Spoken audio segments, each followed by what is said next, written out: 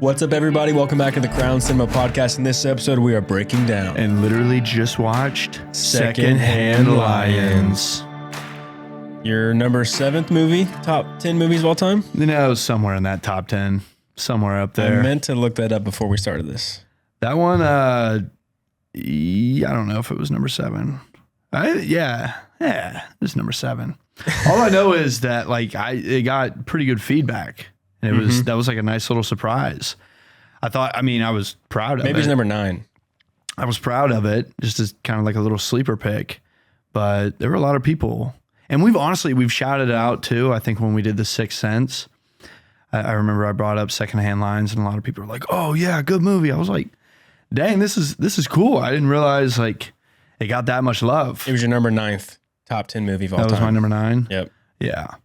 Good one. I've never seen it. This is my first time ever watching it. Yeah, after watching it just now, I kind of want to put it higher up on the list. It's such a feel-good movie. It's a good kid movie. I wish I grew up watching this movie. Well, actually, I saw Michael Caine. And he describes it great. This is just one of those movies you can be 6, 16, 26, or 60 years old. Yep. And you'll enjoy this movie. Yep. It's a good one.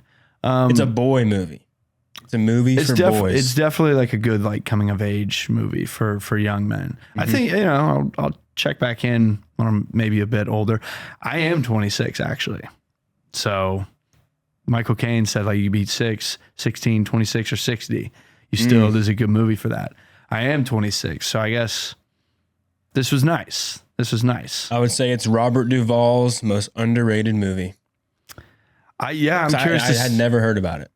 That's the thing. Last week was Man on Fire. You never heard about that one. This, for me, it's your Secondhand Lions that I hadn't heard about. That's why I'm so surprised that people were kind of saying oh, wow, Secondhand Lions, great movie, so slept on.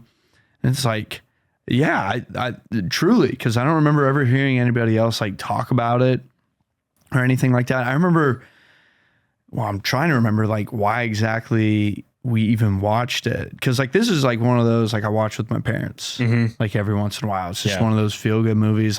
We're right now, we just watched it. It's a nice little Sunday, kind of the perfect day to watch it. I don't know, I don't think anybody was just telling us oh, you have to watch this movie. I think it was just we'll check it out. Robert Duvall. My parents are huge Lonesome Dove fans. We'll get to Lonesome Dove one day, I promise. It's so good. But I think it's just, and made Michael in Texas Caine, too, Lonesome Dove. I think Secondhand Lions is made in Texas as well. Which Robert Duvall, rest in peace, obviously, that had a factor into this. Rest in peace, good man. Good man. Part of me wonders if he's even really acting in this movie. But he was born in California, I think San Diego. But I think he pretty much he was proud to be he chose Texas. I think he lived and resided in Texas. Oh, really? For majority of his life. Let's see. Where was Secondhand Lions filmed? It obviously takes place in Texas, primarily filmed in Central Texas. Lockhart, Austin, Copeland, and Pflugerville. Yeah, it was cool. That's all right next to us. Robert Duvall, he didn't live in Austin, I don't think. I think he lived, he just had a ranch somewhere. I think he was I think Austin would have been the close city to him though. You see that interview recently of it resurfaced because he obviously died? Virginia, actually. I saw he passed away in Virginia, but everybody, when I was looking up kind of them talking about Secondhand Lions, they were yeah, Robert Duvall obviously is just good. It's kind of a Texan man, and kind of helped Michael Caine a little bit, showing him the ropes there. This says it was Virginia, Florida, and also he had West Hollywood, California. No Texas. Well, I'm going to trust the interviews of people that worked with him on a set over Google AI, which sucks. True. But yeah, that is weird. But they were all just talking about old Texan boy. Never lived in Texas. Despite his iconic portrayals of Texans. Okay. In films like Tender Mercies, Lonesome Dove. So he had the Texas vibe. Okay. Maybe that was it. Okay. Interesting. Yep. Never lived in Texas. Well, but he was made an honorary Texas Ranger. That's pretty cool. That is pretty cool. Lonesome Dove, bro. You got to check that one out. I do. You got to check that one out. 90s, right? 80s? I think 1989. So like, yeah, right on the cusp of the 90s, but on some dub good. But Oh yeah, so did you see that clip resurface where he's, like those actor roundtables they do? I saw him talking about David Fincher. Yeah, I think it was Jesse like Ryan Eisenberg. Gosling. Yeah. Was in it. Yeah, I did see that. They're talking about Fincher's like 50 takes for these things, and Duvall's like looking around like, what the fuck are you talking about? To say that 48 takes were bad and 2 were good, it's kind of hard. Are you always that hard on yourself? And he's talking about how Stanley Kubrick he was the nightmare for actors. Like he was a curse for an actor because he said, Stanley Kubrick, great filmmaker, but the worst performances I've ever seen. Every single one of his movies, those actors give their worst performances. Really? That's what he was saying. And Ryan Gosling's just cracking up laughing. Is it and it was because Kubrick does the same thing? Yeah, just like he insane amount of takes. A bunch of takes to get He's like, I mean, after 5, what's the fucking difference? Yeah. He's like, what are we doing here? It's funny to see like how actors are different when it comes to that sort of like that thing. Because then I think of like Christopher Walken. There was some movie he did, or I think it might have been even SNL. There was something where he just told me, he was like, I could do this a million ways. You just let me know whatever way you want to see it. So like there's some actors that are totally fine with it. Right. And there's some they're like, let's get it going. Cause like after the 5th take, like I'm annoyed. I don't even care to do this scene anymore, which Robert Duvall clearly was. Yep. So I guess he really was not having to act too hard in this movie. Just kind of the grumpy old man, just like, get on, get it over with. And the movie kind of mirrored like having Robert Duvall being the badass old man. That was the warrior back in the day, the hero, I guess he played a bunch of badass characters. He was Tom in The Godfather. He's a made man, maybe not made man, but essentially a made man. Yeah. He's always just been this iconic, badass type of guy, lonesome dove, right? Yeah. Apocalypse Now, he plays just this random major that is obsessed with surfing. But you smell that? That's napalm. Love the smell of napalm in the morning. Yeah. Smells like victory. And I think he actually, fact check me because you just never know, but I think he actually served in the military. Ooh. Let's see. I don't think he ever saw combat, but Michael Caine did. Did he really? Mm-hmm.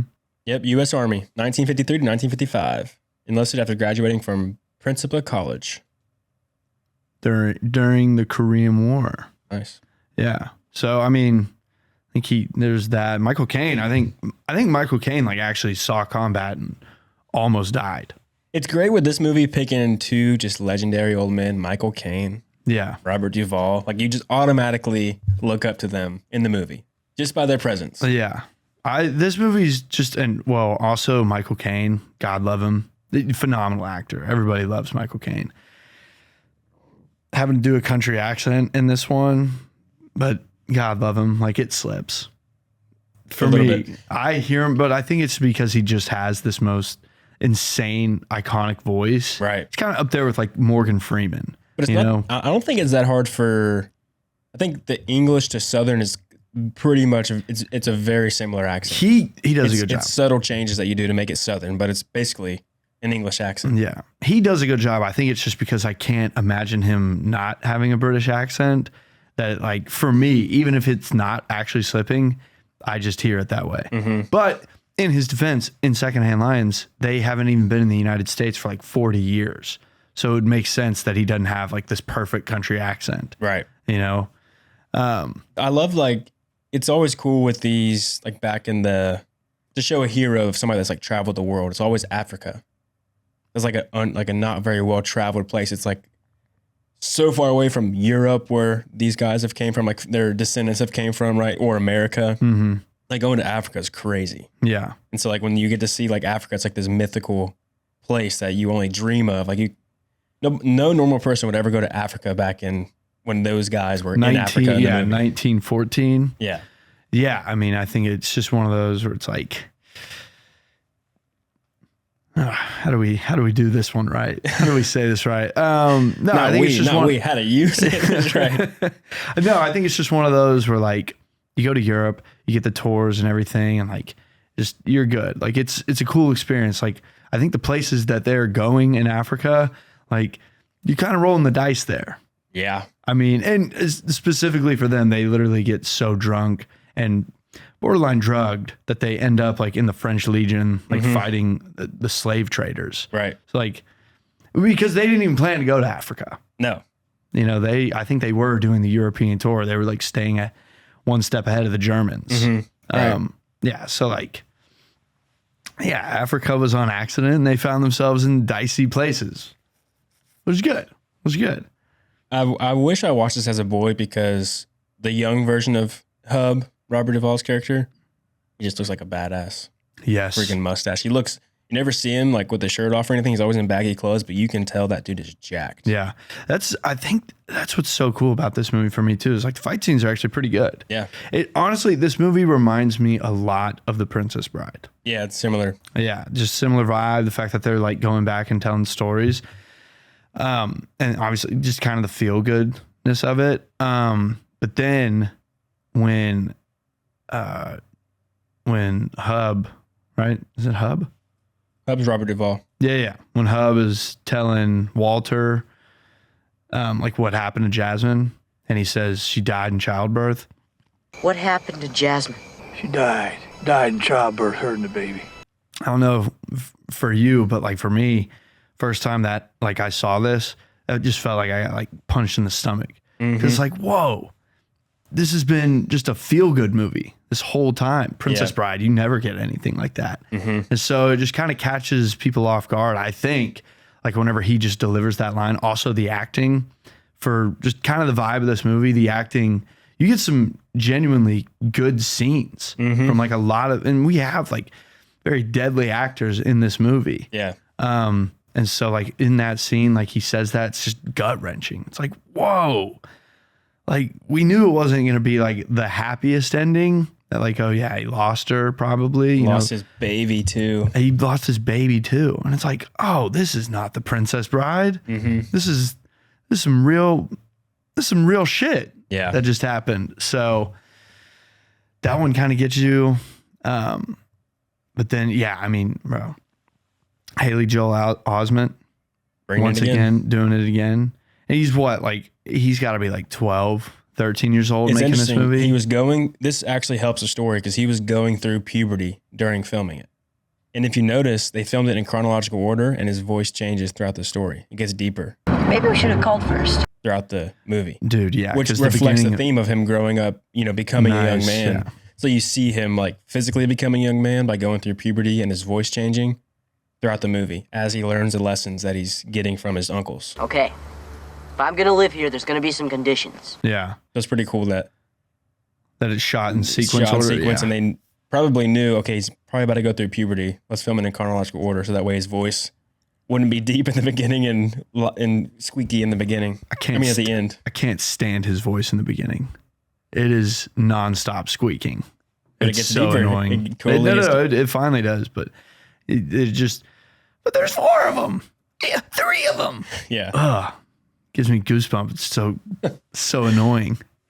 But no, I do like that. It was shot kind of in complete sequence order. And so like him, like actually his relationship growing like with these guys. It's a good boy movie. Hey guys, this episode is sponsored by Lock Lab. It is a tiny little pill that I take that has helped grow my hair back out. Saved Gray's life. A lot of people were saying like, oh, he went to Turkey, blah, blah, blah. First off, no. Gray cannot afford to go to Turkey. Yeah, I don't know what kind of money you think this podcast is making us, but I'm not able to just fly out to Turkey. No, it was literally my hair was gone. In fact, did you know this? Doctors say by the time most men notice hair loss, they've already lost 50% of their hair's density. Whoa. Which, if you really look back at my case, completely true. It was bad. Cade told me, hey man, it's gone. You may as well just accept it. And I did. I accepted the bald look for like a year and a half. Then I heard about Lock Lab. Decided I'd give it a shot. Within like 3 months, my hair was back to normal. I didn't have faith. I thought, Gray, it's over, dude. Just give it up, man. I was fully prepared to just do a bunch of Jason Statham costumes for Halloween for the rest of my life. I was prepared to say I'm the beekeeper, but no, I don't have to do that anymore. And it's all because of Lock Lab. I'm no longer embarrassed to walk outside with Gray, go to places, introduce him to women. It's so much easier for me now as your wingman. Yeah, I didn't realize it was so hard for you. But when you have like a nice head of hair like me and you're going out to the bars, trying to hook you up with the lady, because I already have a lady, so I try to hook you up with the lady. She sees my flow hair, and I'm like, no, I'm married. My friend over there, and I point to you, and you're bald. It's like, it's hard to get him over there to you. I honestly, the bald wasn't even bad. I think it was way worse when I was trying to hang on to the hair when it was clearly shot. But your new hair looks phenomenal. I'll tell you that. So, yeah, go to Lock Lab, give it a shot. Did wonders for me. I think it'll do wonders for you. It also does the thing that we learned this recently. All kid movies do this. Any movie that's tailored to kids, they do this, where the main character, the protagonist, whoever the kid is, boy or girl, they always have only one parent. Yep. And or they have their one parent's bad, or they have no parents. Yeah.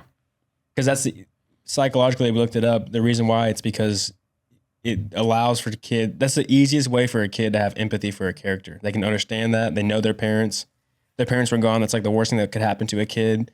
And so they immediately have empathy for the character that they're watching on screen. So if you notice any kid movie, there's always only one parent. When it comes, for like a heartfelt movie. Yeah, right. Always. Bambi, all the Disney movies, only one parent. We were listening, bro. Every single one of them. Crazy. Yeah. But it makes so much sense. And I don't think you told me about the psychology of it, though. It's just because it makes sense. Yeah. Like a kid would be like, God, if I lost a parent, it's the worst. Mm-hmm. Yeah. And this mom is a piece of shit. It was interesting, though, because the actress I saw, like, she did an interview, like, kind of in the behind the scenes for this movie. She was saying, like, I actually, like, was very empathetic towards this character. Because you have to be. For like the character that you're portraying? Yeah. Like, did you hear Christoph Waltz talking about playing Hans Landa? No. I think he was on Graham Norton, that British talk show host. Anyway, he was on an interview and they were asking him, you know, what's it like and how difficult is it to play like an evil character? And he's like, what do you mean? Like having to go evil and play like a bad guy. Like, how does that feel? He's like, Hans Landa wasn't evil. He like didn't understand the question, because in order to play a good character, you have to see the character for who they are and be empathetic for them and believe their mission and what they're doing. So he didn't see Hans Landa as being evil. He saw him as just a smart guy surviving through this world he was in. So ballsy. To play a bad character well, you have to. The Nazi Jew hunter is not bad. It's not evil. What are you talking about? He was doing what he thought was right. Yeah, he thought that character thought what he was doing was right. Which just goes into, like, I heard somebody talking about this. If you think about it, nobody, even bad, evil people, they don't think that they're bad. You have to think that you're doing something good. At least most, unless you're doing like actually evil. I think, no, like a serial killer, I think they just deep down know that they're like a bad person. But like if you're leading like a political party of some sort, you think you're doing the right thing. Yeah. I mean, you hear about like politicians or whatever, when they're going to war, they always have a justification for it. Yeah. Like, well, we have to do this because we got to get this. Even if it's for money, they're like, well, we need the money to do this. Like, people will die, but it's the payoff. That's what it takes. That's for, yeah. You know? Yeah. So people always think that they're doing the good thing, even when they're not. Yeah. So her playing shitty mom, she has to have the empathy. Yeah. And, you know, for her, she is trying to do right by her family. She even like says, like, if you get the money, like we could buy a house, like we could settle down. We don't have to worry about running around anymore. The mother and I found a nice house. Isn't it wonderful, Walter? It's what we always wanted. Because she's only going after men because she needs to just be supported. Mm-hmm. You know, because she just, I mean, can't do it on her own, clearly. She can't do it on her own. She clearly can't hold a job. She can't go to school. She's going to Vegas to find her love interest. So she's not the brightest. Yeah. Dude, I was hoping so bad at the end of the movie. I was like, please don't go back with your mom. No way this ends like this. They get you. You think that he's just going to grow up and talk about like, oh yeah, the summer there was, you know, meant a lot. And, you know, I like learned a lot of valuable lessons. Here's what's shitty. At the end, Walter's like, tells his mom, please just for once do something good for me. and she lets him go back to his uncle's, but she doesn't even give him the fucking ride back to the house. She makes him walk back. That's funny. To the very end, she still sucked. Like, Even though she let him go back and live with his uncles, she couldn't give him a fucking ride. she couldn't afford gas, bro. She's dying. Yep. She's dying. Again, though, like acting crazy. Haley Osment, man. Powerhouse. Just a powerhouse. Powerhouse as a child. Bro, going up against Robert Duvall, like, that's a powerful scene. And Robert Duvall is the one that's doing most of the talking. But the reason that you probably start tearing up, just like me, is because Harry, like, just his face. He can get those eyes start to glisten, get a little teary. It's good. Yeah. It's really good. And then he delivers. He's like, you got to make it. Mm-hmm. You got to be here to give me the rest of that man speech. I love that, how Michael Caine Garth tells him you have to ask Hub about Jasmine. Because it's kind of cool thinking about him growing up as a boy. Like, Garth is the one that's being the nicest one to him, actually trying to help him out a little bit. Obviously, Hub's a little bit more hardened and standoffish to the kid. Like, he doesn't want to be soft on the boy. He's not really interested in being a father figure to this boy at first. But obviously, Walter's a kid. And so he's telling these cool stories, but he's like, if you want to find out the end of the story, which is what he really wants, you have to ask the hard question to the man that's the hardest to ask. Yeah. It's like making the boy, you got to be a man. be courageous, and like, you have to go ask yourself. I'm tired of doing all the dirty work around here. If you want to hear the end of this story, you're going to have to ask him. Yeah. Like, I'm not just going to give you a freebie. Like, you got to earn this by Yeah. being uncomfortable and having to ask this older man. Yeah, what because happened. clearly it's not going to be a happy ending. Yeah. Like, she's not here. They Right. are not together. He's a grumpy old man. Like, but you gotta go earn it. Yep. If you really want to know. Yeah. I love at the beginning of this movie, like, none of them want this situation to happen. Like, the old men are grumpy, but so is Walter. Yeah. Like, I remember, like, they're on the porch. He just found out, like, his mom is lying, you know, because he calls the school and they're like, we started in January. Like, nobody's getting in classes right now. And got a beard hair in your mouth? I don't know what that was. Got something in this studio's a mess. But so they show up and, you know, Hub says, like, damn it, son, it's not our fault you got a lousy mother. And Walter's just sitting there with kind of this look on his face. He's like, it's not my fault either. Right. Like, I didn't ask for this either. I don't want to be here just as much as y'all don't want me here. Yeah. So I like that they're all, like, essentially three grumpy old men on the porch. They're all pissed off about the situation, which is how they bond. Yep. You know, kind of, because they're all just mad at this woman. And so that's really funny. And then the title, Secondhand Lions, like, we finally had to figure out how to, like, actually get the right words and, like, what that means. But it's good. It's cool seeing that there's just that obvious reflection of the lion being the two old men. So Hub and Garth, like, they're retired and they don't know what to do with themselves. They're just bored out of their minds. They're secondhand versions of their former lion selves. Yeah. And this lion is just, you know, shipped to them in a box, and now it's just not where it's supposed to be, not in its natural habitat. Right. So what does it do? It's just kind of old and lazy. It tries to have some fun in the jungle, dies of a heart attack because it's not used to getting that action. Same as Hub having a heart attack after fighting the teens. Yep. So it's just cool. Like, you know, you think that the lion is just like a funny part, you know, they just have all this money, but it is like a clear reflection of them. Yep. In their old age. And it sacrifices itself for the boy to save the boy. Like, it protects the boy and ends up dying because of it. And that's not what happens to the characters, but Garth and Hub, you know, they are old men just like the lion's old, and they, you know, protect the boy and take care of him, even in their old age. Yeah. You know? No, they're sacrificing their sleep. Yeah. They're sacrificing retirement. Yep. So there goes that. But Hub needs some action. He needs something in his life to keep him going. He does. He needs to raise a boy. He does. Raise a boy into a young man. Yeah. I do. And then what would you say your favorite scene is? Off the top of your head. Oh, obviously when Hub beats up the beats up the 4. The 14s. 4 dude, It's yeah. the best, bro. It's the best. I'm wondering, like, because this movie, it does a really good job. And it's funny because, like, watching Apocalypse Now, like, just thinking, like, I don't know, like, we were really going to war in the 1900s. We were involved. And, like, obviously, we're still involved. Still But, like, doing some shit. dude, the 2 world wars. So, like, there are a lot of wars. Like, a lot of guys in the United States, like, fought Yes. in the military. So it's just one of those things where it's like, what dumbass kid in the 50s is poking fun at old men? Right. It's like, dude. Hardened old man that's Yeah. seen some shit. Yeah. And then, like, you really break it down. Like, this guy, like, messes with this old man and he says, like, essentially, like, F off. And then he comes back. Michael Caine tells Robert Duvall, he's like, just don't kill him. And if you're a kid, like a punk kid, some old man calmly says that to another old man, Yeah.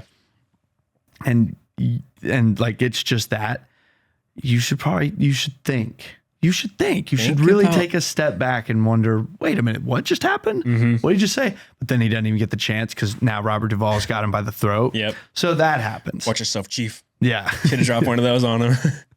So that happens. Then they pull out the knives. Michael Caine hits him with the shotgun. And then he says, oh, there's only 4 of them. Yeah.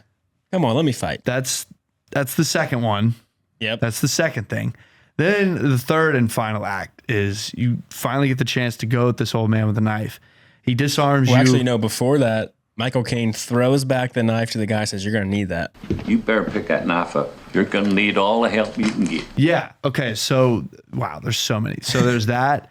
Then he goes at him with a knife, disarms him, also, like, doesn't break his arm, but, like, clearly could have. Right. And then he says, like, you got to go, like, more, like, Don't hold it like this. Hold it like this. hold it like this. Then he gives the knife back. If that happens, you should say sorry and thank you. You're right. Sorry that I bothered you. Thank you for the lesson. Thank you for not killing me. Yeah, you got to bounce. Yeah. Funny thing about that scene I read, Robert Duvall, I think it's the main guy that he's messing with. He hit him 3 times in the face, like, actually during the fight scenes. And it was because of a miscommunication. He thought that guy was a stuntman, that he was allowed to punch him. And so the actual nosebleed of the actor is a legitimate nosebleed. Because he got popped. Funny. He got popped in the face by Robert Duvall. That's funny. Because, dude, Robert Duvall is a pretty big guy, like, strapping dude in this one. Like, you can see, Yeah. you know, he's in pretty good shape. Like, he's got that old man strength. Yeah, that old man strength. Yeah. Because, like, dude, whenever he grabs him by the throat, I don't really know, like, how to describe it, but it doesn't look corny at all. He looks like 40 years of war just, like, came back to him as he's grabbing this kid. Right. And like, gives him the whole rundown. He gives him his whole rap sheet. Like, I read too that a story that might have inspired that scene is Sir Michael Caine once held a hat for Sean Connery in a bar where he single-handedly fought 4 dudes. whoa. And so that could have been where that scene came from, because Michael Caine experienced that with Sean Connery. All right, that's pretty badass. That's pretty cool. That's Sean pretty Connery whooping some legendary. ass. So that actor got a little beat up. And then I also heard Haley Osment also got a little beat up in this movie. I did hear that too. Yeah, not by the lion, but by the pig. Yeah, the pig attacked him. Yeah. They had so many, they said they had so many like lion handlers and trainers on set, and nobody was on expected the the pig to be the one that attacks. Pigs can do some damage. Yeah, dude, boars. That's boars, bro. That's like, yeah, like they can hurt you. I don't know if this is true, but This I is- have heard this, that if you take like a regular domesticated pig or any farm pig and drop them in the wilderness, they'll grow tusk and become a boar. No. Like no. that's just in their genes. It's a short period of time where they were just transformed into a boar. Bro, shut up. Look it up. No. That's insane evolving. You're pretty much saying this pig goes Hulk mode. They do. No. It's like, I'm scared and I'm angry and I've been left alone and now I'm growing horns. Okay, so domesticated farm pigs do not technically turn into wild boars. Rather, When they escape or are released, they become feral hogs. Within months, they adapt to the wild by growing thick, bristly hair, developing tusk, losing fat, and becoming more aggressive. Okay, they get a little. They get. They turn into boars. No. They shed their fat, they grow long snouts, and develop muscular, leaner bodies so they can go out there and fucking kill. It's the tusks. There's no way. Like, how does that work? How does that work? I don't know. They just adapt a little. What do you mean adapt? They go out there and they fucking turn into a beast. Their survivor mode unlocks these things to just start growing out. Yep. That's insane. That is insane. That's insane if that's true. I want to see it. I know, there's no pictures. Because it's a myth. Google AI doesn't say it's a myth. Boar pig hybrid right here. Bro. Oh my gosh, look at that boar. Holy shit. Big boy.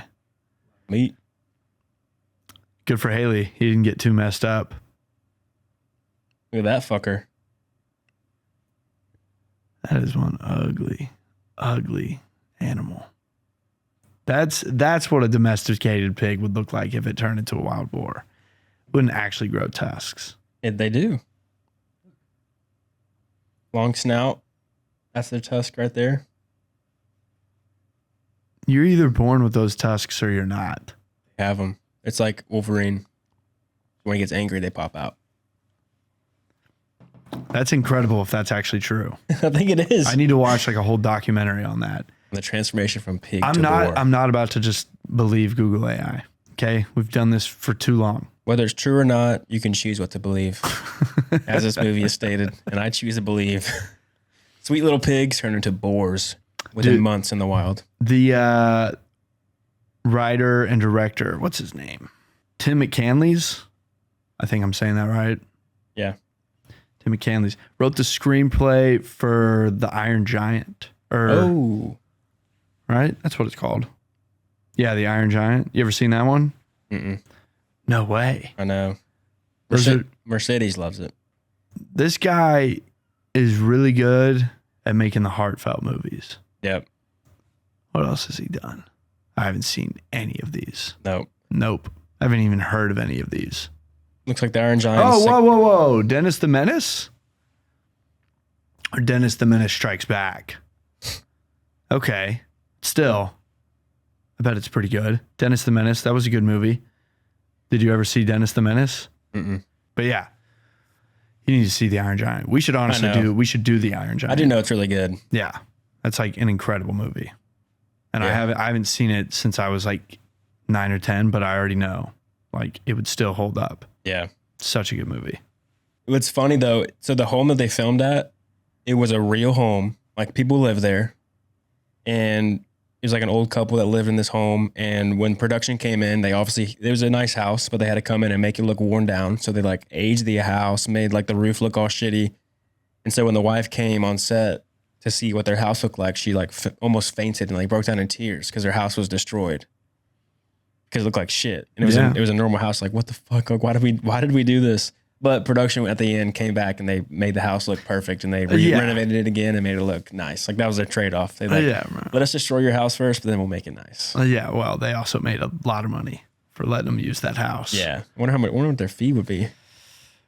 It's probably just the price of a set or like a rental location. Mm-hmm. But it wasn't a bunch of money. I think it's really cool that they like used an actual house. Mm-hmm. Like they avoided studio as much as they could just to go, because it looks really good on the big screen. They added like the big room, like his room. They added that tower into the house. They had like a bunch of fake doors and fake windows and stuff to make the house look different and bigger. Yeah. But overall, it was a real house that they just renovated. Yeah. Destroyed and then rebuilt. Yeah. I wouldn't even say destroyed. They make it look destroyed. Yeah. Like it's perfectly fine. You know what's funny about this movie? After Walter grew up with these two hardened, tough, real men, he never learned his lesson. In the end, he grew up to be a pussyfooting artist. Wow. Wow. He's a storyteller. He grew up with stories. Fair. I'm just saying, you're not going to be what do you think he was going to do? Join the military. Join the military. Go kill some people. Go die for your country. Yeah. Something. grow up with these badass guys, and you just become a writer. That's just funny to me. That is funny. That's funny. The storytelling aspect doesn't make sense. He became a storyteller because he grew up with these crazy stories and wanted to make them real. They should do a sequel to this movie, see how it was in the teenage years. Once he started partying, started like experimenting with drugs, and Hub was like, damn it, son, we need to ship you off. You need to go fight for your country. Yeah. Bringing girls home. Mm-hmm. Driving drunk. Like, are these your two gay dads? Probably got made fun of in his older years. It's probably a school of like 12 kids, though. No, they might In have that rural town. They might have sent him to like the best private school in the state of Texas. They got money. They could just fly him out. Yeah, the yacht in the pond. Yeah. Yeah. They probably just bought a school and then decked it out. A cool little subtle visual storytelling with the mind of Walter when he finds the money for the first time. When you first see Walter at the house, he's not comfortable there. It doesn't feel like home to him. So he sits down on the front porch. Like he doesn't sit in a seat. Mm-hmm. Then later in the movie, when they're all hanging out, he's in his chair. Yeah. He gets the third chair where now he's like a part of the crew. Yeah. But once he finds the money, now he's conflicted with the fact that his mission the whole time while he's there is to steal their money and to find out where it is so his mom can take it. So when he's like conflicted, he sits back on the porch. He's not sitting in his chair anymore. So he's like, fuck, do I take this money? Like, do I stay here? What do I do? So it's like, you can see how he has reverted back. Feels the pull of coming back to where he was at the beginning by sitting on the front porch again. Yeah. His mom shows up and starts fucking around. Yeah, you start convert him to an evil man. Yeah, you start feeling bad for Walter because like he clearly knows that his mom is just like a serial liar. Like she's constantly always lying to him and he knows it. So like he just can't believe anything from anyone. And this is an insane tale that Michael Caine is just telling him this entire time. And he's like, there's just no way. Even if like it would make more sense for him because he's been disappointed by all, people his entire life. The lady in the hospital putting in his head that like they robbed Al Capone, that would make more sense than them going to Africa for 40 years and like, fighting in grand battles and stuff like that. He would way more easily believe that they were just bank robbers and somehow robbed Al Capone, which is also very much out there. I kind of wish that part was true. Like they got some of the money by robbing Al Capone. That's not like a bad thing to do. Robbing the mob isn't like a crime. Like you're robbing from criminals. They robbed a bank. Yes, that's not good. But robbing Al Capone, that's a cool story. I suppose. You can believe whatever you want. Will end up being true. It was always true. What he chose to believe was actually true. They did go to Africa. They did fight these battles. They did steal Jasmine away from the sheik. Yep. I heard that the ending of the movie, it originally didn't have the sheik and his grandson in the at the end. Really? Because I always thought that kind of wrapped it up perfectly. I know that's because he lived his whole life. He didn't totally know it was true. He just believed it, made some money off of it. And then like he was right. Like all these years, he didn't need anybody to prove that it was real. It was just kind of like fun. It was like a fun thing for it to actually be all true. Yeah. So they had to reshoot the ending because with whatever the original ending was, you can see it on the DVD bonus feature. I didn't get to watch it, but they had to reshoot it and it cost them like $600,000 to reshoot the ending. Damn. They had to rent a helicopter, get a helicopter pilot. Oh, actually, okay. Another film set day. Yeah. Get the crew out there again. How much was the budget for Secondhand Lions? Let's see. Can't be that much. I don't know. I'm also thinking about like just all the stages that they had to use. It couldn't have been that much. Because it's all rural towns, it's probably not that much to rent them. I don't know. Whenever they're showing like the beach shots and then estimated budget of $30 million. Kind of up there. That's actually a lower budget movie. It is, but still. And it only grossed $48.2 million worldwide. See, little sleeper. But it did well. I mean, it didn't lose money. Yep. I'm so shocked I haven't seen this movie. I wish I had watched it as a boy. It would have been a great kid movie to grow up. Yeah, I mean, the action, because again, like we were saying, the action scenes are great. All the battles are fun. Watching them just kick ass. Yep. badass Robert Duvall. That was cool. Then you get to see Walter like inherit a little bit. You know, he beats up 2 old men in this. Yep, 2. He kicks the first guy, which I don't know. I can't remember like what part of the family they are, but they're the ones like, we know what you're doing. You won't get away with it. Mm-hmm. And he kicks that dude in the shin. Does he? Mm-hmm. Oh yeah, he runs out. Yeah, because they're like, yeah, you need to send him to an orphanage. Right. Okay. Yeah. And then he kicks like the worst person ever. What's his name? Stan. Fucking Stan. Gets Stan in the nuts. Classic. Stan recovered very quickly after that kick in the nuts. A little Hollywood magic, I'd say there. He's also desperate. True. He's got Vegas coming after him. Yeah. I like that the mom is so like just not, I think she's not even dumb. She's like choosing to be oblivious because she'll just hear anybody out that's interested in not only her, but getting this money for them. Yeah. So she tells Walter, like, he's a police officer, he's a detective.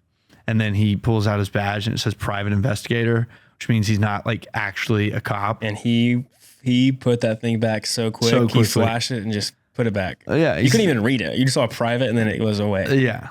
Like if you know like what a private investigator is, that actually I don't want to even stereotype anything, but I watched Cape Fear a few nights ago, and the lawyer in that gets a private investigator to like help him out with the problem. And at one point in the movie, somebody tells the private investigator, like, we all know you're a private investigator because you were like A, a shitty cop, or B, like a bad cop. Right. Like you probably like hurt people. Got fired for doing something wrong. Yeah. Like because in Ozarks, I think it is. Yeah, Ozarks, there's a private investigator that's like digging into the Bird family, Jason Bateman's family, uncovering some stuff. And he was a detective in Chicago, but he got caught stealing coke out of the evidence room. So now he's a private investigator. Yeah. And then we think about the nice guys. Yep. Ryan Gosling's character, he's an alcoholic. He just does it. He robs old people. He just investigates old people, like old people's questions. Yeah. And then Russell Crowe just beats up people. He's just a tough guy that you hire him to go punch somebody, or somebody's messing with your daughter, he'll go beat him up for you. Yeah, you kind of assume that if he was a cop, if somebody like gave him a little bit of lip, or he just decided that somebody was a bad person, he'd beat him up. That's why he's a private investigator. Yep. So this guy, clearly, like, he was probably a corrupt cop in Vegas. Got in with the wrong people, got in with the sharks. So it doesn't matter what that badge has going for you. Right. You know. I like the a fun like moment in the movies at the beginning when Walter first gets to the house and he sits on the front porch and he's like, so what do you guys do all day? And it's just like a montage of them just shooting at people. There's the traveling salesmen that come up to him. Yeah. It's like, what do we do all day? We just shoot at people. Yep.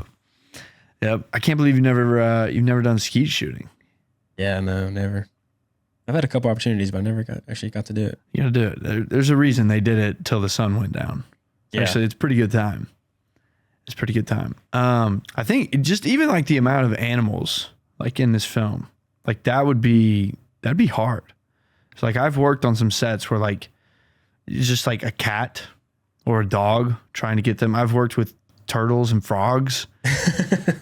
Like it is one of the most grueling things to like get a commercial right just with the animal, because if you're trying to do something, okay, so that means you have to get the animal to do it, but then you also have to have everything else go well too. Right. They have like 6 dogs. Dogs I feel like are easier because dogs are easily trainable. I guess pigs too, probably. I think you can train a pig actually. Really? I think they're smart enough to do tricks. Yeah, but if you don't train them quickly enough, they'll grow tusks and they'll destroy your home. Correct. And beat up your child actors. Correct. Yeah, so don't give me that, oh, like they're easily trained. We almost lost Haley to this wild, horrific monster. He wasn't in his of pen. a pig. Yeah, he's out of his pen for like 3 seconds and he started to get aggressive. Yeah, bro. So don't give me that. But still, 6 dogs, huge camera crew. I don't care how much training they got. Okay. Dog's a dog. Dog's a dog. Dog's a dog. Smartest dog I ever saw was pretty dumb. Yeah, my dog's dumb as hell. She also got seizures. Your dog is like actually like there's like something in her mind that is not quite right. So your dog actually gets a pass for me. Yeah, she has epilepsy. She's had quite a few seizures in her life, which are a little bit scary, and I feel like there's some brain damage. Brain damage. I mean, I'll throw the ball with her in the backyard, and she'll chase it and then just like lose it, like just lose the ball and just like we'll stop, or she'll like run to and just not pick it up. I've played fetch with her before too. She will sometimes pick up the ball and then drop it and then look at me because I think she's like, wait, where the fuck am I? Wait, what is this? What am I? What is life? I think she's like constantly contemplating life. She's like Leonard in Memento. Yes. Every 10 minutes she just forgets what's going on. Dude, even today when I walked in here, she like gave me the biggest hug. But 2 days ago, she was scared to death of you. She peed on the ground because she was so scared of me petting her. Poor lady. So anyways, but yeah, like I think it's just hard to make a film with kind of like, this isn't animal centered, but like they definitely use them as like clever shots. That adds into the boy aspects of it by having the dogs be around him. They become his friends, you know. He talks to them. You're out in the country with the dogs. Yeah, this poor kid's losing his mind. And filming the animals, they had to get I wonder how long it took them to film the lion to get the lion to do a reaction that would be funny in the movie. Yeah, like the lion like coughs and like lays back down. Like how long did it take to get that shot? Like waiting for a lion to sneeze or cough just to get like a reaction to show that it's old and tired. I can tell you, it can take hours. You just got to hold the camera on this fucking lion forever, dude. Hours. And it's probably shot on film. And the whole set is just that could be like a whole day. That could be an entire day. Waiting for a lion to do something. Or no, it's not even waiting. It's just like, all right, guys, like today's lion day. All right, we are just going to shoot this lion in this box and just see what happens. Whatever we get is what we get. It's pretty crazy though. Like they didn't use CGI with a child actor. They had some puppets. That lion tackled Haley Joel Osment. Yes, out of the cornfield, or is it the cornfield or is it just field? I think it's a cornfield. It's the cornfield, right? Yeah. That's like the whole point. Yeah. They got scammed, but they made the best of it. Yes, they did. That's real. Yeah. They put that boy in danger. Which is Did they not get him a stunt double? Oh man. This is one like at this point in this kid's career, it's looking like he is going to be like carrying Hollywood for like a long time. Yeah, right. You know, you think about it, like, are we really about to throw him to the lion's den? Literally. This is the Sixth Sense kid. This is the Sixth Sense kid. Like this boy sees dead people. But I've seen those lion trainers or lion enthusiasts or whatever, the animal people that go out in the like savannah where the lions are, like wild lions.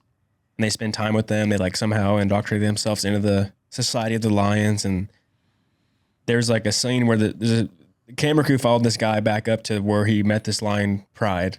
And he starts yelling for the lions. And they just sprint to him and just jump on him, like hug him. These wild lions like know him, and like he's like, oh, hey, and he's like playing with them. He's like, we'll lay with them and nap. And as the lion's like arm is over the guy, it's like big spooning him, and then he's like napping with the lions, like wild lions. So I mean, I guess in a sense they're kind of friendly. The lives that these people live, ridiculous, bro. You will know if you have any sense. But I did actually see, and I did not know that this was a thing. I guess it does make sense, but like. So the lion in this movie it's supposed to be old, but the actual lion was only like 2 years old. And so I think because it's still so young, it hasn't developed like a true killer instinct. Interesting. Which is really weird to think like for a wild animal. But I'd like to fact check that because I actually saw that interview. It was with Walter. It was with Haley Osment. And I was like, all right, I don't know if I'm actually about to trust this 12-year-old kid. No matter how smart that's what they told him. He's smart, yeah. They told the kid he said that. He was like, yeah, the lion's only like 2 years old, so he hasn't developed a killer instinct. I was like, what? Yeah, what? 2 years? That lion's big. Tim McCanley's, when he wrote the script, he wrote it as a female lion on purpose, thinking that the female lion would be more tame. Not knowing that female lions are the hunters of the crew. Bro. And they're the most aggressive. Yeah.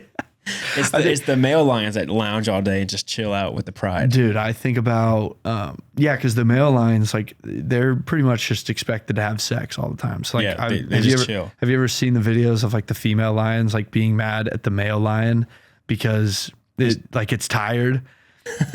It's so tired of having sex all day. And, like, the female lion is just straight up, like, biting its balls. But I've not seen that. It's a video, and this lion, or no, you know what? It might not be a video. It's like a series of photos, but like this lion, this male lion, they like get a picture of it like after, and it just like its face is just so sad and worn down. Post-nut clarity after like a day, making love with all the female lions. Yeah, like a full day, and he just. Please, no more. Yeah. But that's crazy that you go through that whole process of like, because it didn't have to be a female lion. It didn't. He wrote it thinking it would be better. I know, but then you still have to get that approved. Like, yeah. You could talk to lion trainers and all this, and he could tell them like, yeah, you know, I think we're in the market for a female lion. Like, I'd like it to be calm and all this. How did it still get approved? Because, like, I think that's kind of common knowledge. They show up on set, and he's like, why'd you pick a female lion? Those are the most aggressive. It's like, wait, what? Yeah. They are? Yeah. We already bought this thing. Yeah. It's fucking $40,000. Yeah. It just tackled Haley. Yeah. But, yeah. Pretty crazy movie. And then, shout out to Josh Lucas playing Adult Walter. That was good. I'm used to him being the scumbag. Yeah. I think he needed this role. He needed a sweet role. He needed just a quick little like in and out. They could have filmed his scenes in like a day. Yes, they probably did. It's kind of interesting because probably like 2 days. I was thinking about this because he has that emotional scene when at the very end when he hears that his uncle's died, and he has to cry and be emotional, but he hasn't been involved in the movie at all. Yeah, like he's been there. That scene at the beginning when you see him pick up the phone and then when it comes back to the end, that's one scene. Yeah. That they just split up. So like he just has to get emotional. Just for a day. Although he could have used actors, they have these things called tear sticks. It's called a tear stick and it has this like a burning chemical on it that just makes your eyes water. So you can just like rub it on your eyes and you'll start to cry. Like your eyes will well up and tears will come out with this tear stick. So I wonder if he had to do that because or maybe he's just a phenomenal actor, can just cry on command. I always think that if you're going to be like one of the big time serious actors, you got to be able to cry. Like Margot Robbie. That's insane crying though. That's freakish. That's like being double jointed. Yeah, if you don't know, Margot Robbie can literally control which eye and how many tears fall out. Yeah, it's cool. It's weird. I'm talking more like Margot Robbie, I think actually has like a tear duct, like control, like she can control it. Yeah. You know, not like another actor that has to get worked up to cry. Yeah. You know, that has to go to a dark place to like bring tears. That's her being able to like, yeah, like, you know, people that are double jointed, they're like, oh, watch this. And you're like, oh, whoa. That's the same thing as the tears. Yep. She probably was able to do that her entire life. But yeah, Josh Lucas, that's good. It was a good like performance for him. Mm-hmm. It's funny now that you're saying that the helicopter wasn't planned, so they made him do all that, and they were like, actually, we're thinking we want a whole helicopter now. Yep. And you're gonna almost get hit by it. Mm-hmm. Like, what will that do for the character? I don't know. We just want to see what it looks like. Well, they didn't like the original ending, so we got to redo it. Yeah. What was young Hub? What movies has he been in? Because his whole mustache looks pretty badass. I really don't recognize him from anything. No, I don't either. Yeah. And for good reason. I haven't seen any of these. A lot of Westerns, looks like. Some Hallmark movies, it looks like. Hey, man, at least he had a career. He's making some money. Been in some movies. Friday Night Lights. Nice. Not much. Yeah, 'cause he could totally play like a badass cowboy. He did. He was in one with Tom Selleck. Yep. But Secondhand Lions, man. It's a good one. I'm glad you glad we watched it finally. Yeah, I'm glad we finally got to it. R.I.P. Robert Duvall. R.I.P. Michael Caine's still kicking though. That makes me feel good. Yep. He's like, I think 92 years old. He looks old. 92. 92, man. Born in 1933. He actually, I think he's got a pretty crazy story too. I think it's almost like Robert Duvall's character in this movie. I think Michael Caine actually has like one of those like love at first sight stories. I think he like fell in love with a woman. I think he like had to try really like insanely hard to get her, and then he got her, and then that was it. Yeah. Two legends giving us a nice heartwarming story. Three legends. True, three legends. Haley Joel Osment as a kid was a killer. He was a killer. Shall we rate it? Let's do it. All right, what is your rating for Secondhand Lions? So, just going through the categories here. For acting, I've got a 10 out of 10. Nice. Okay. I think everybody brings it. I think it's obviously carried by the three guys. Mm-hmm. And we've just got some killer performances there. For a movie that is overall like pretty lighthearted, you still get like very powerful performances. Yep. Just kind of out of nowhere. And you're like, whoa, like this is a feel good movie, but this also can like bring you down to like some real tearjerker moments. Mm-hmm. Those are the heartstrings. Yeah. I'm just thinking, like Haley Osment going head to head with Robert Duvall, and like they both bring it in the what happened to Jasmine scene. Mm-hmm. That one, like that's just so intense out of nowhere. Yeah. And it's really, it's pretty awesome. Writing 8 out of 10. I think it's a very feel good movie. Stories are pretty wild. I do like that it kind of takes the Princess Bride approach, makes it for a very fun movie, but just overall solid. Editing, kind of the same thing, just 7 out of 10, just solid, you know, nothing crazy special, but you know, it's good. Time wise, I think it's the perfect movie for the story that they're telling. Yep. Cinematography, same thing, 7 out of 10. I don't think they're really doing anything like crazy tricky. Yeah. You know, very classically shot. Yeah. It's just good coverage. Yeah. But enjoyability, 10 out of 10. You know, it was in my top 10 a few weeks ago for a reason. I love this movie. A lot of sentimental value for me for sure, but like it really is like I think it's probably been like not 10 years since I've seen this movie, but it's been a while, probably 8 years. Damn. I think the last time I really watched this was like in high school. So it was good to come back to it. You know, I'm 26 right now, and like still gets me. Still gets me. So yeah, 10 out of 10. So with that, I'm giving Secondhand Lions an 8.4 out of 10. Nice. I got acting 9 out of 10. Not 10 out of 10, only because when Robert Duvall grabs a guy's throat and like does his little speech. Hub McCann. I've fought in 2 world wars. I've won and lost a dozen fortunes, killed many men, and loved only one woman. I like that could have been more powerful, a little bit more badass. Wow. I feel like he stumbled a little bit. Whoa, I completely disagree. I even said it in this episode. I was like, when he does grab that dude, it doesn't look corny to me at all. No, I don't think it looks corny. I'm not saying it looks corny. I'm just saying I think maybe there could have been more. I think it's perfect for his character too. Like he is quick to the point and ready to just get it over with. Fair. But yeah. But 9 out of 10 still. Writing 8 out of 10. Again, great story. Heartstrung. I do like it's cool having this where it's like the boy going with his old uncles who live these big lives, and with your grandparents or grandpas, you know, they tell you stories about their life, and you always enjoy that as a boy, hearing stories and stuff like that. And so taking you through that and having that be a piece of the story where they're telling you stories, it's just a good way to relate it back to childhood and, you know, being a kid and fitting the vibe of the movie. Editing 7 out of 10. I'm with you. It's just standard editing. Cinematography, same thing. 7 out of 10. Just, you know, nothing crazy. And enjoyability, 9 out of 10 for my total score of 8 out of 10. There you go. Good movie. Good movie. Secondhand Lions, baby. Easy watch, fun watch, rewarding watch. It's a good one. You leave the movie happy. Yeah, good story. Yeah. Even when they die at the end, you're like, I'm glad they died like that. Yeah. It's a good way for them to go out.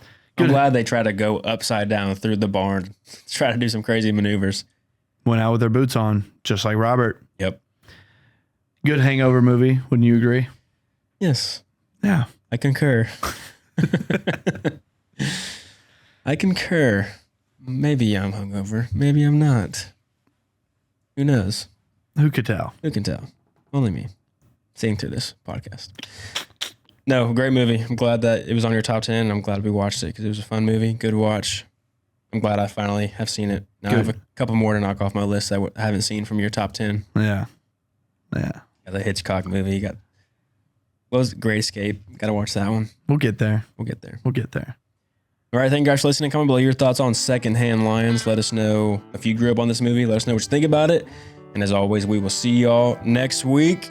Don't forget to leave your ratings. And don't forget to like and subscribe if you're feeling generous and enjoy the episode. And as always, see y'all next week. We are out.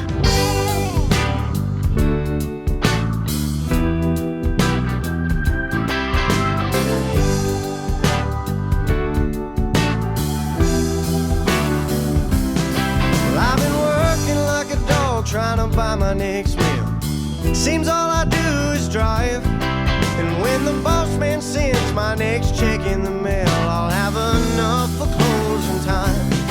And I've been cussing like a sailor since I ran